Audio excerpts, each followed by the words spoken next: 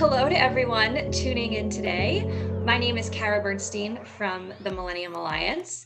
And maybe you're watching this on YouTube, or maybe you're listening to this on Spotify or wherever you get your podcasts. But we are really excited today for you to be tuning in for an exclusive chat with Sujeet Bambawale, the Chief Information Security Officer at 7-Eleven. Sujeet is a Millennium Alliance veteran at this point. Sujeet, you have been to a couple of our events, you've sat on different panel discussions, and you're joining us next week for an event as our keynote speaker. So as always, we're honored to be working with you, and thank you so much for being here today.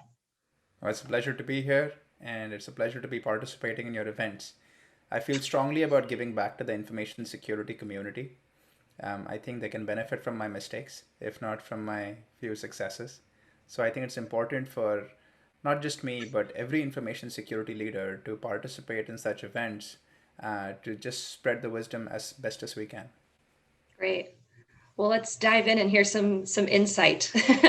So I'm of course curious to hear about this iconic global brand that you're currently working for, but I think we should take a step back and talk about how you got started. So career growth. You started at EY and KPMG. You then spent some time at Symantec and Intuit. So I'm curious to hear how you got started and what really motivated you to be in the cybersecurity space. It offers immense value in expanding horizons over a diverse set of companies in the Fortune X space. And the good part about this is that these clients are not always in a specific industry vertical or industry space. So, what that does is it lays the groundwork for a much needed foundational context by which folks like us can start building our own understanding of how information security is critical to the value chain in terms of present and future value to customers, shareholders, partners. This experience really helps round out information security from being just a technology discipline to a pragmatic business view. And by understanding supply chain, by understanding customer needs, by understanding global scale, I think that starting experience was critical for me to make the transition from a technology mindset to more of a business mindset. As we went ahead, even in those roles and then to Intuit and other companies, I started appreciating more how information security, more than just a discipline, needs to have a normalized seat at the table. And let me stress on that. I think it's not just about saying, okay, information security needs to have a seat at the decision making table, but it's also incumbent on information security leaders to present information security risk in a normalized way to the company. It's not just about information security, it's about the company. So I think making a relative assessment between information security risk and all the other risks and all the other opportunities that a company has and presenting that in a comprehensive, holistic way is very important. And I think that experience at the Big Five and the Big Four, that really helps widen the latitude, give you that experience, and build that pragmatic business view. Following the Big Five, I moved to Intuit, where I spent a long time, about 11 years. Wonderful experience, great company, and really embraces customer driven innovation. Global scale, again, was fortunate to get that experience there. And I think it's just been building as a very good, very nurturing career arc in which I've seen the latitude of the Big Four. I've seen financial software at the intersection of finance and software at Intuit. I've seen world class enterprise data management at NetApp.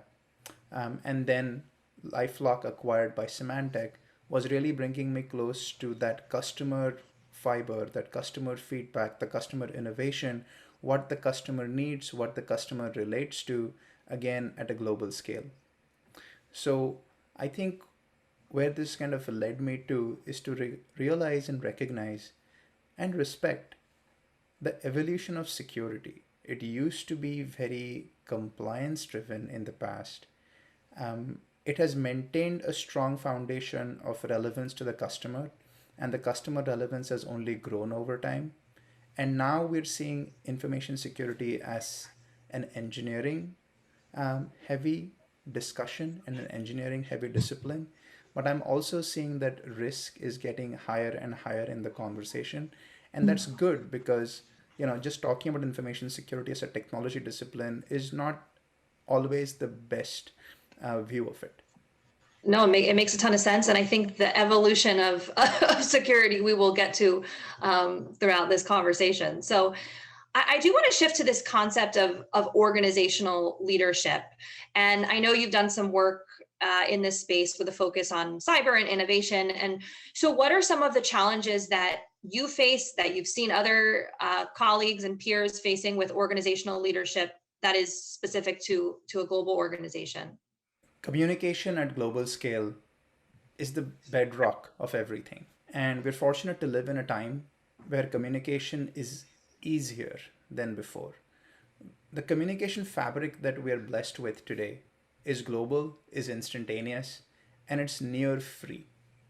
So that is something that we should always make use of.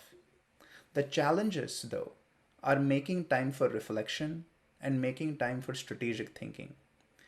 That gets harder and harder, especially in a domain like information security that is very well known for its tactical point of view. So, making time for reflection is important, strategic thinking is important. The last thing I think that is a challenge or an area of opportunity is the constant awareness and alignment with where the customer is. Because there's a responsibility with information security, as with other disciplines, to evolve with the customer as well as to educate the customer's evolution. So I think that's very important. We can drill down into tactical examples like, say, for example, multi-factor authentication. 3, 5, 7 years ago, the expectation that your bank's going to give you a very easy way of multi-factor authentication was not so prevalent. Today, you expect it. Today, you expect that your bank or your financial institution or your health institution is going to enforce facial recognition for your apps. So we have to evolve with the customer, and often we have to educate the customer. So that alignment, going back to organizational leadership, the alignment between the customer's needs and the customer's evolution is very important. So communication, making time for reflection and strategic thinking, and then constantly being aware of your global customer is very important. Sure. And I'm sure, not even for cyber executives, anyone in the C-suite, it seems like that would apply to. Yes, yes. There are so many trends, and I'm putting that in air quotes, or buzzwords that are constantly floating around. And so I want to get your thoughts on cloud mitigation. Definitely one of those buzzwords that's been floating around. Where does cloud security rank among your priorities right now at 7-Eleven? Cloud migration has certainly been a buzzword for a while. It went from the lift and shift vernacular to a cloud native vernacular in recent times. And I'm very happy to see that the cloud native vernacular is gaining steam.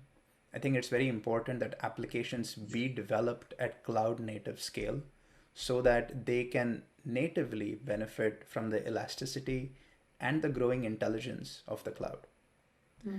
Securing this scale and securing this ability to intuitively stretch with the customer through microservices architecture and things of that nature, I think is a key priority for information security because it is the way that we now expect business to be done. I don't even remember the last time that people just accepted that a website was down. We don't accept these things anymore. We think that, well, it's in the cloud. How can it go down? So our expectations have changed. And similarly, I think getting back from a security event, the resilience expectation from an organization or an application of any size from a security event, from an outage event, that expectation has also changed. If you were to, say, for example, see we're down because of X page, even more than a few seconds on your favorite web-based application, you would actually wonder about, like, what's wrong? How can this happen? So I think our expectations have changed, and therefore securing cloud migration activities and doing them right at cloud native scale is very important and a priority to information security.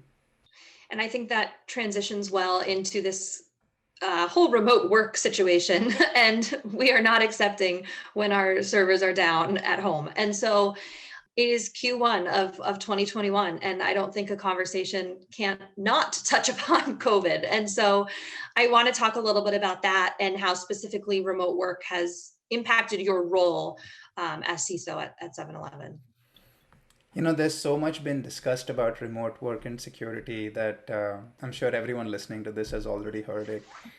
I'll take a slightly different tact. I'll talk about the human part of remote work.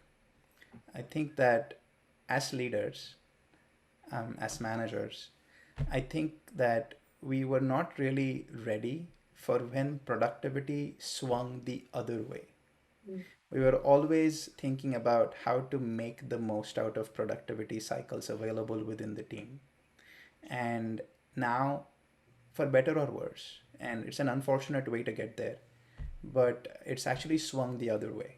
And now all of us are at our screens all the time because because our social lives have kind of shrunk to protecting our families and staying within our homes, all for good reason. Now, are we ready for that? Are we ready for that accidental burst of productivity? And I think tempering our expectations to the human factor is very important. I mean, it's great for having, all our SOC people staring at their screens 24 hours a day, but is that the right thing to do? I think mental health should be prioritized. Small things like taking a break, walking around, having standing desks, that should be prioritized. So I think it is incumbent on information security leaders, as any other leaders, who have a very tactical component, um, to really recognize the human factor of remote work and recognize that, we are forced into remote work for some very pressing reasons. And there could be people unwell at home, there could be kids needing school support, there could be X, there could be Y, right? And we should be cognizant about the human factor of that. Sure. We're unsure what's going on behind everyone's virtual background. So, it's safe to say that CISOs are really needing to build a healthy security culture while working largely, in a remote-based workforce. So, what does that come with? What advice can you give to someone, for security leaders that are struggling in this area right now? As with any other discipline, information security has a mix of introverts and extroverts. It has a mixture of magicians and mechanics. It has tinkerers and racers. I think it is very important to create a safe space for that diversity because it is that diversity of thought and background that makes information security grow. So I think it's for any domain really, but in information security, when we want that creative angle, when we want that, oh my God, that's a really elegant hack, or that's a really elegant way of protecting something. When we want that, I think it's really necessary for all of us to create a safe space for our teams, create a safe space for our colleagues. If you want to be an introvert, be an introvert. If you want to be an extrovert, entertain the team. If you're a magician, it is what it is.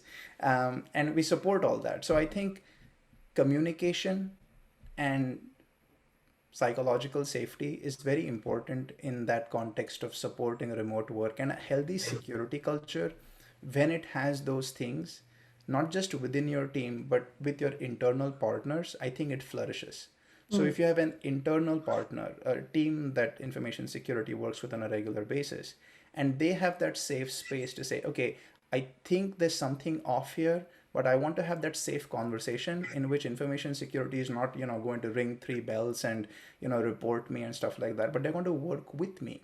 and say, Right. okay, I understand your concern. Let's work together. I think that's very important. Back to the basics, like you said, to the human factor. That's right. That's right. So I mentioned earlier that you are joining us next week for our virtual cyber event. You're going to open up our program as keynote speaker, and I want our listeners to get kind of a sneak peek here as to what you're hoping to convey to our audience. And so my next question for you, which I know is going to give some insight into your talk, um, are we ready for what's next? Now that 2020 is in hindsight, where do we go from here? How do we get there? What are your thoughts on this? If I were to make a set of predictions for what we should prepare for, we should prepare for offensive artificial intelligence. And that comes to mind the first. I'll speak about this a bit more in detail next week. But I continue to find myself concerned about the negative or the threat actor utilization of artificial intelligence, because we have so much that we are thinking about using artificial intelligence for and using AI for. And when I think about just a small tweak of those outcomes that could be abused by threat actors, by cyber criminals, I start beginning to think, why hasn't it happened already? Why isn't it happening right now? And these could be intelligent but scaled low and slow attacks. These could be another variant of attacks that we may know already, or maybe they're slipping through. I certainly hope they're not. But I think offensive artificial intelligence is something that I predict will be a concern. And readiness is very important for offensive artificial intelligence.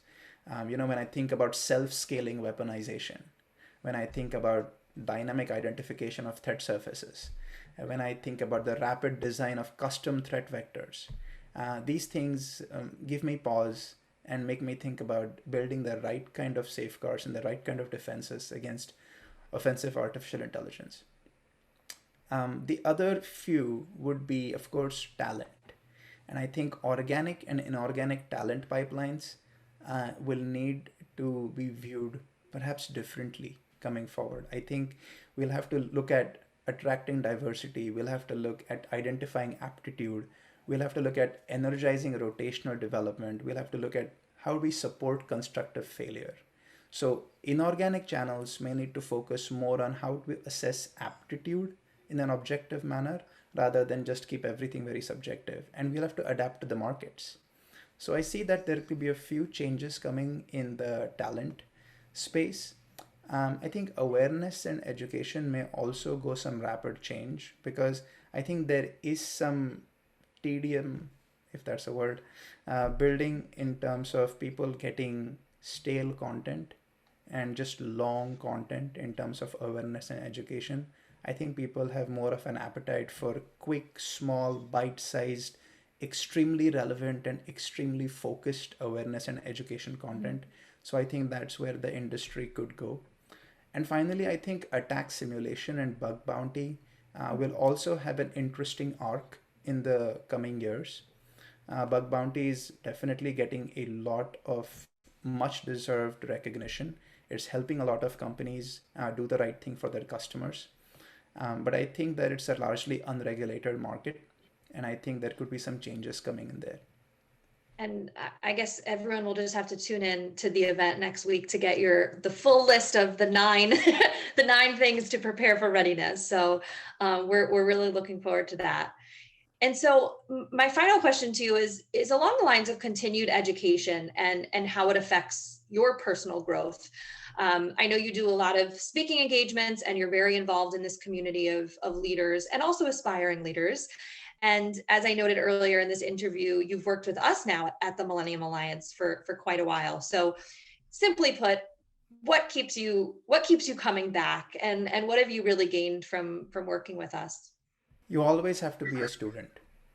You always have to be a student and have a constant learning mindset. The tradecraft changes, um, the technology changes, the people change, their mindsets change. And for information security to be a successful discipline, you must change with it. I think that forever being a student has been something that is close to my heart.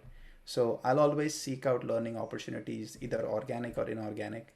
And I think that conversations like this and meetings like this and events like these have been the greatest teachers. They have helped me identify mentors for myself, and they have connected people to me who've had really good conversations, and I see learning happening on both sides. So, yes, I'm a big fan of continuing professional education, organic and inorganic. Well, Sujeet, thank you so much for being here. To our listeners, as we mentioned, Sujeet will be going into some more detail on all of this next week. So please join us then. But Sujeet, always an honor to be chatting with you and working with you. And thank you again for being here. Thank you very much.